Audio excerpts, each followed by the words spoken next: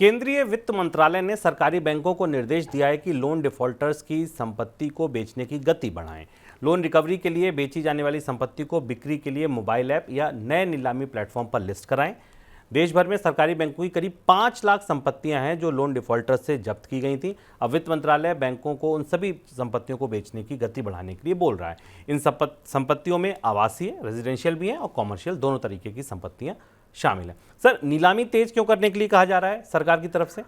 आप एक चीज हमें लगातार देखने में आ रही है शुभम, की जिनका जो डिफॉल्ट हुए हैं बैंकों के, जिन्होंने पैसा नहीं दिया है, उनसे बैंकों की वसूली ना के बराबर है। या तो वो बैंक्रप्सी कोड के तहत जाते हैं और उसके बाद बैंकों को 60%, 70%, 80% हेयर कट लेने पड़ते हैं, या बहुत सीमित रिकवरी होती है डीआरटीज के जरिए या बैड बैंक के जरिए।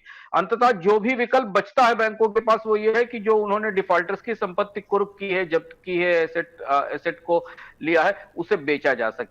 और ये बड़ा हिस्सा है भारत में, जो बहुत तेजी से बैंकों के पास ऐसी संपत्तियां बढ़ रही हैं जिनके जो डिफॉल्टर से जब्त की गई हैं उनके कर्ज के बदले। बैंकों ने एक पोर्टल भी बनाया है, उस पोर्टल के तहत संपत्तियां बेची भी जा रही हैं, लेकिन सरकार का दबाव बैंकों पर यह है कि जो उपलब्ध हो सके उसे निकाला जा सके ताकि थोड़ी तो वसूली दिखाई जा सके। नैतिक रूप से भी ये करना इसलिए जरूरी है क्योंकि सरकार हर 6 महीने बाद देश को बताती है, संसद में बताती है कि उसने डिफॉल्टर्स के इतने लोन राइट ऑफ कर दिए हैं, इतने लोन को बट्टे खाते में डाल दिया है, इतने कर्ज पर बैंकों ने प्रोविजनिंग करके अपने कैपिटल से वो पैसा उसमें डाल दिया है।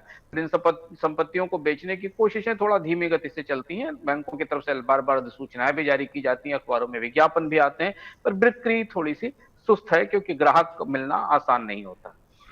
सरकार ने सरकारी बैंकों से कहा और आरबीआई ने निजी बैंक से क्या कहा कि भारतीय रिजर्व बैंक ने निजी बैंकों के लिए गवर्नेंस के नियम और सख्त कर दिए हैं। बुधवार को आरबीआई ने निजी बैंकों से उनके निदेशक बोर्ड में एमडी और सीईओ समेत कम से कम 2 पूर्णकालिक निदेशकों की मौजूदगी को सुनिश्चित करने के लिए कहा है।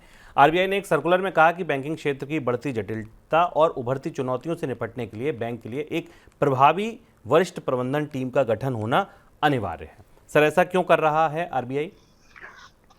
बैंकों ने लगातार ये देखा है कि बैंकों के मामले में कई बार ये देखा गया है, खासतौर से कई ऐसे प्रमुख बैंक हैं शुभम जिनमें होल टाइम डायरेक्टर्स नहीं है। प्राइवेट सेक्टर बैंक्स में 2 तक होल टाइम डायरेक्टर नहीं है। IndusInd bank, Tamil Nadu mercantile, CSB, DCB, Dhanlaxmi, city union, south Indian, ऐसे तमाम बैंक और इनकी सब्सिडीज है जहां पर प्रोफेशनल मैनेजमेंट का चैलेंज है।